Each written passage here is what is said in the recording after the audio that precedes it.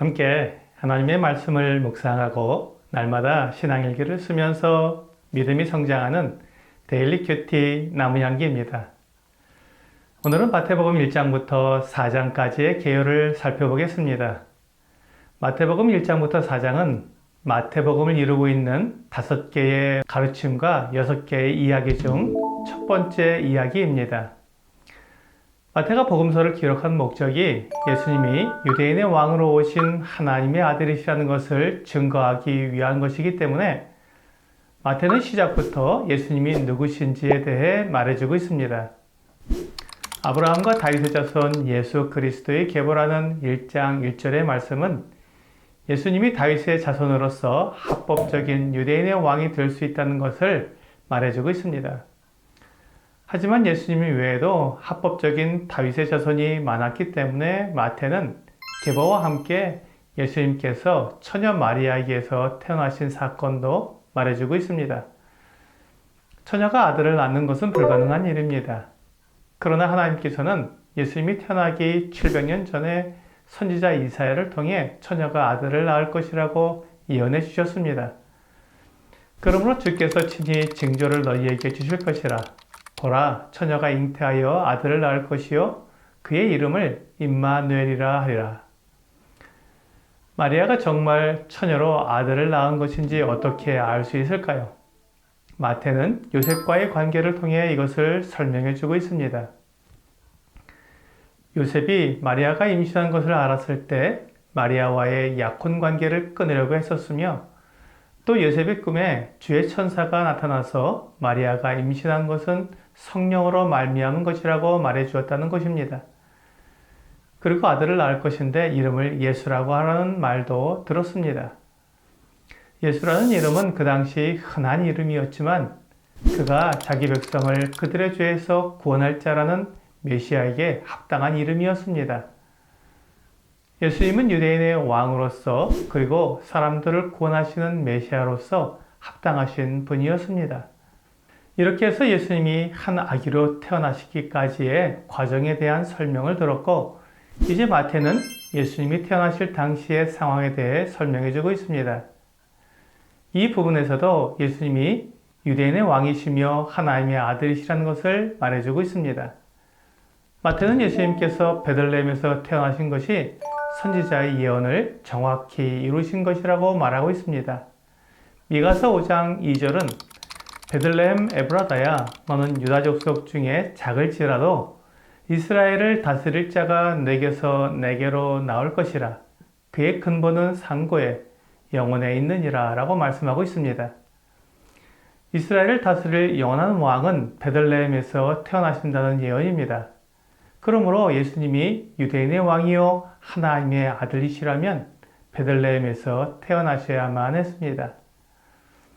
그런데 그 당시 유대인의 왕은 불법으로 왕이 된 이두메 사람 헤롯이었습니다. 그렇기 때문에 헤롯은 합법적인 유대인의 왕이 태어났다는 소식에 두려워했으며 그 왕을 죽이려고 했던 것입니다. 그런데 놀랍게도 유대인의 왕이 태어났다는 이 소식은 동방에서 온 박사들이 전해준 소식이었습니다. 박사들은 하늘에서 한 별을 보고 유대인의 왕이 태어나셨다는 것을 알고 그분께 경배를 드리기 위해 먼 길을 여행하여 예루살렘으로 온 것입니다. 물론 그들은 베들레헴으로 가서 예수님을 만나 그 앞에 엎드려 절하고 예물을 드렸습니다. 그들은 이방인들이었지만 유대인의 왕이 태어난 것을 믿었기에 경배하러 온 것입니다. 마태는 예수님의 탄생에 대한 이야기를 끝내고 예수님이 어떻게 유대인의 왕으로서 하나님의 아들로서 일하셨는지에 대해 이야기하기 시작합니다. 예수님이 메시아로서의 사역을 시작하기 위해서는 예수님보다 먼저 와서 백성들의 마음을 준비시킬 선지자가 필요했습니다. 그가 바로 세례 요한이었습니다. 그는 백성들의 죄를 지적하고 회개하게 했습니다. 이 요한에게 예수님이 세례를 받으러 나오셨습니다. 예수님은 죄 없으신 하나님의 아들이시지만 사람들의 죄를 대신 지시기 위해서 죄인의 자리에 서신 것입니다. 예수님이 세례를 받고 물에서 올라오셨을 때 성령이 예수님 위에 내려오셨으며 하늘에서 이는 내 사랑하는 아들이요 내 기뻐하는 자라는 음성이 들려왔습니다. 예수님이 하나님의 아들이심을 보여준 것입니다. 마지막으로 4장에서는 예수님께서 사람들을 죄에서 구원하실 능력을 가지신 분인지 보여주고 있습니다. 아담과 하와는 죄 없이 창조되었습니다. 하지만 뱀의 유혹에 넘어가 선악을 알게 하는 나무의 열매를 보았을 때 먹음직도 하고 보암직도 하고 지혜롭게 할 만큼 탐스럽게 보였습니다. 그래서 그 열매를 먹음으로 죄를 짓고 죄의 노예가 되었습니다.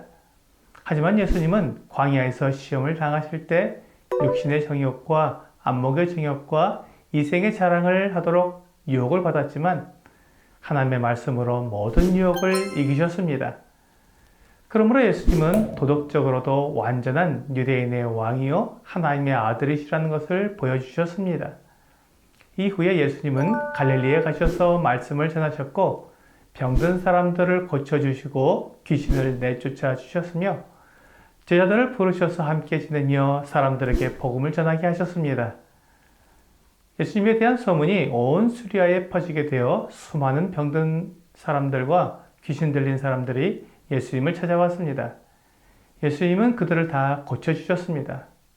예수님은 능력으로도 유대인의 왕이시며 사람들을 구원하시는 메시아가 되시기에 합당하다는 것을 보여주셨습니다. 마태는 복음서를 시작하는 첫 이야기에서 예수님이 왜 유대인의 왕이시며 하나님의 아들이신지를 첫째, 계보를 통해, 둘째, 선지자들의 예언을 통해, 셋째, 사탄의 시험을 이기신 것을 통해, 그리고 넷째로 사람들을 가르치시며 병을 고치시고 귀신을 쫓아내신 것을 통해 증거해 주었습니다. 구약성경에서 예언하고 있는 메시아에 대해 알고 있는 사람이라면 마태가 소개하는 예수님에 대해 관심을 가지게 될 것입니다. 그리고 누구든지 이러한 관심을 가지고 복음서를 끝까지 읽게 된다면 예수님을 하나님의 아들로 분명히 믿게 될 것입니다.